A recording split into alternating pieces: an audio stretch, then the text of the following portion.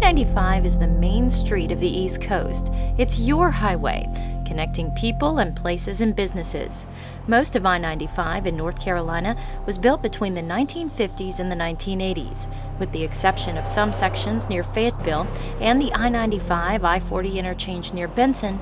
It's basically the same four-lane highway as it was decades ago, and its age is starting to show.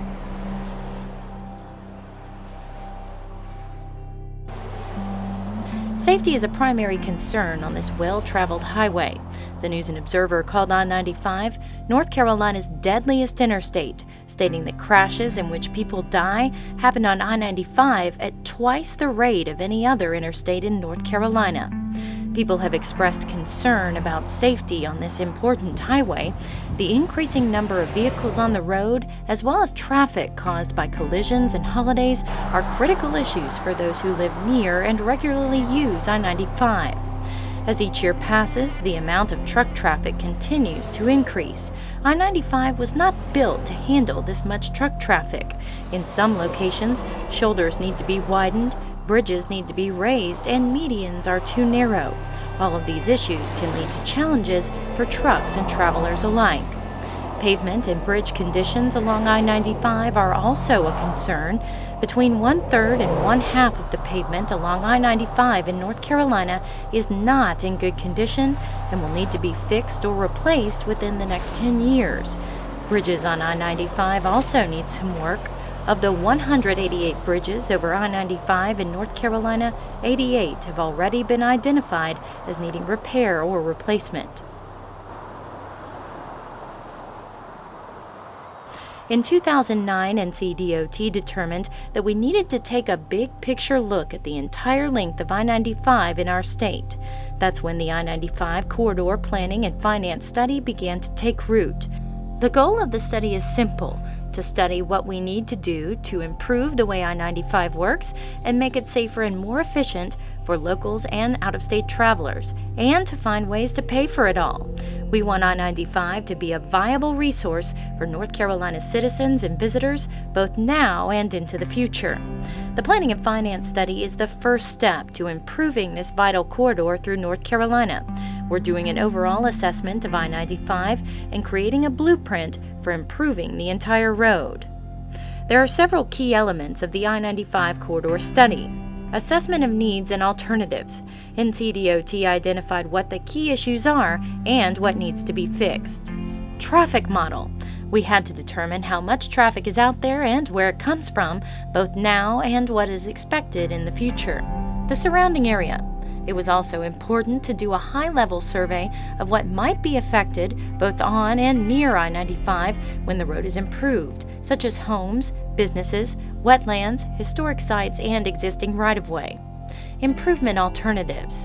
There were many strategies proposed to improve I-95, and each one was thoroughly investigated. These options ranged from taking no action to moving I-95. Recommended improvements. Ultimately, the recommended approach to improving I-95 involves adding lanes on the existing highway, as well as replacing pavement and making necessary bridge repairs.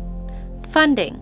After the study showed us that I-95 definitely had some areas that needed upgrading, and we determined the best way to make these improvements, the big question was, how much was this going to cost? Our study showed that the approximate cost for all these recommended improvements is $4.4 billion. With such a big price tag, NCDOT had to look at all possible options for paying for these improvements. We investigated various funding methods to determine the best choice. If NCDOT spent every dollar available for the 11 counties near I-95 and didn't do anything but improve I-95, it would still take 60 years to complete this project. NCDOT determined that the best, most efficient way to pay for the I-95 improvements is through tolling. The price of the tolls will be based on how much we have to borrow to make these improvements and keep I-95 in good working order. Our goal is to keep toll prices as low as possible. Tolling technology has come a long way. Today it's all electronic, meaning you never have to stop at a toll booth or run into bottlenecks. A simple structure called a gantry is used to automatically collect tolls as vehicles drive underneath. I-95 is your highway, and we want your input. No matter if you travel I-95 on a daily basis or only a few times a year, your thoughts and insights will help us as we continue to fine-tune the planning and finance study in order to implement the ultimate improvements. Tonight we have informative boards and maps, as well as the full environmental assessment report available. These will help explain the study and what happens next. Staff members are here to answer questions you may have.